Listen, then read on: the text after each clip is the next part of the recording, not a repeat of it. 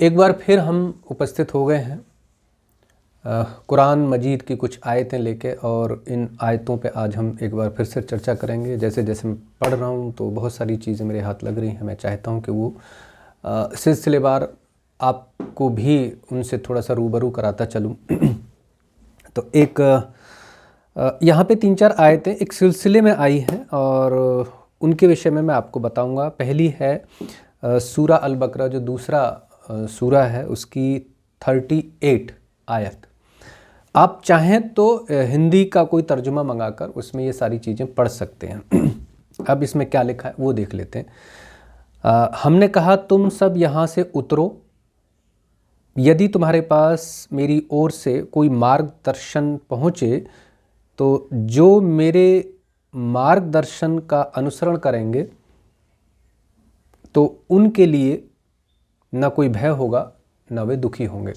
अच्छा, अब इसमें ये देखिए कि जो लोग आयतों का अनुसरण कर रहे हैं, सबसे मज़े की बात यह है कि पूरी दुनिया में वही सबसे ज़्यादा दुखी हैं।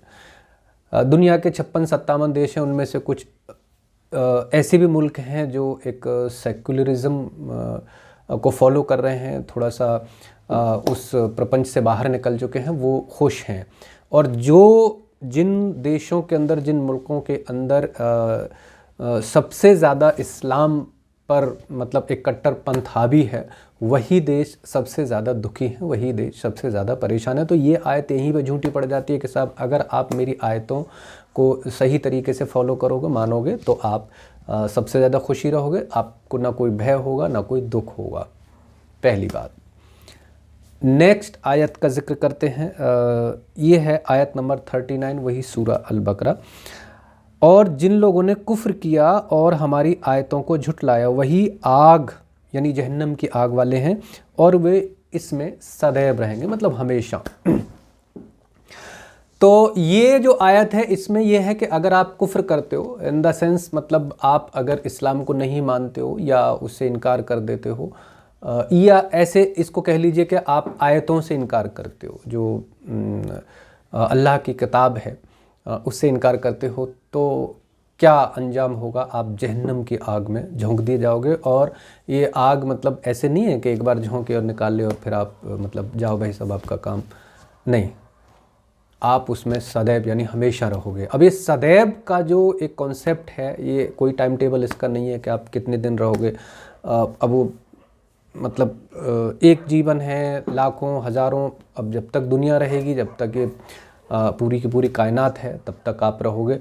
अब सवाल ये होता है कि जहन्नम की आग क्या होती है। तो ये जहन्नम की जो आग है इसका भी एक अलग तरह का मज़ा है। मतलब आप देखिए उसमें जहन्नम की आग होती क्या है, सवाल ये है। तो अभी तक मतलब 1400 सालों के इतिहास में किसी मुसलमान ने आके नहीं बताया उसको, उसका डिस्क्रिप्शन नहीं है, उसको डिस्क्राइब नहीं किया है कि भाई जहन्नम क्या कैसी होती है। लेकिन अच्छी बात यह है कि गूगल वालों ने वहाँ जाके उसकी कुछ तस्वीरें निकाल ली हैं जहन्नम की आग की। तो वो मैं चाहता हूँ कि आप एक बार देख लें और आप फैसला कर लें कि आपको आयतों पर कबूलनामा करना है या नहीं करना है। आप इसके बाद देख सकते हैं जहन्नम की आग भी है, आग में पड़े हुए लोग भी हैं। इस आग में आपको रखा जाएगा और क्या बताऊँ, मतलब सदैव रखा जाएगा। और सदैव भी ऐसे नहीं, मतलब एक बार आप जलोगे, जलने के बाद फिर निकालेंगे, फिर आपकी खाल जो है वो मतलब स्किन जो है वो चेंज की जाएगी और फिर उसके बाद डाला जाएगा, फिर जल जाएगी, फिर निकालेंगे, फिर मतलब डालो निकालो डालो निकालो, मतलब ये प्रोसेस जो है वो निरंतर चलता रहेगा सदैव हमेशा। मतलब आप सोच सकते हैं कि कितना भयानक मामला है। इस आग को देख के निश्चित रूप से आपको डरना चाहिए और सोचना चाहिए आपको। एक और आयत है ये 40 नंबर आयत है, 40 नंबर है। ये भी मतलब एक क्रम से मैं बता रहा हूँ, 3-4 हैं, लगभग एक जैसी बातें हैं चारों के अंदर। हे इज़राइल की संतान, मेरी उस कृपा एवं उपकार को याद करो जो मैंने तुम पर किए और मेरी प्रतिज्ञा को पूरा करो। मैं तुम्हारी प्रतिज्ञा को पूरा करूँगा और मुझसे ही डरो। ये भी मतलब जो हैं रसूल अल्लाह, उनके माध्यम से बात कही गई है। और आयत तो जितनी भी हैं कुरान के अंदर सब अल्लाह ने ही भेजी हैं। तो वो कह रहे हैं कि नहीं मुझसे डरो और नहीं तो फिर जहन्नम की आग जिंदाबाद। तो इस तरह की बातें हैं। एक आयत पे और हम बात करते हैं, उसके बाद फिर आगे चलेंगे। ये है 40 नंबर आयत है, और उस चीज़ पर ईमान लाओ जो मैंने उतारी है। मतलब कुल मिला के ये है कि जो कुरान मजीद, कुरान की शक्ल में जो एक किताब अल्लाह ने उतारी है जिब्राइल के माध्यम से रसूल अल्लाह पर, उस पर ईमान लाओ। बाकी बातें जो हैं वो बाद में करेंगे। जो उस किताब की तस्दीक करने वाली है जो तुम्हारे पास है, और ऐसा ना करो कि सबसे पहले तुम ही उससे इनकार करने वाले बन जाओ, और थोड़े मूल्य पर ही मेरी आयतों को न बेचो और मेरा डर रखो।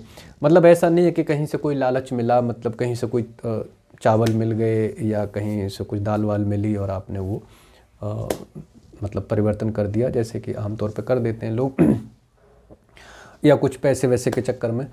तो ऐसा मत करो कि आप मतलब बदल दो, आयतों पर ईमान ना लाओ या आयतों को बेच दो, तो ऐसा मत करो। और एक बार मतलब ले आए ईमान तो अब ले ही आए फिर। लेकिन ये सोचने वाली बात है कि अगर आप ऐसा करोगे तो फिर बहुत दिक्कत में आ सकते हो। तो जितने भी हमारे हिंदू भाई हैं सुनने वाले, वो सोच लें। एक तो जहन्नम की आग को मैं चाहता हूँ कि एक बार फिर से आप देख लें कि कैसी होती है, और उसके बाद फिर सोचें। और जितने भी मुस्लिम भाई हैं हमारे, वो भी सोच लें कि अगर आपने बाई चांस एक बार ईमान लाने के बाद में कोई गुस्ताखी की तो आपको भी दिक्कत का सामना करना पड़ेगा।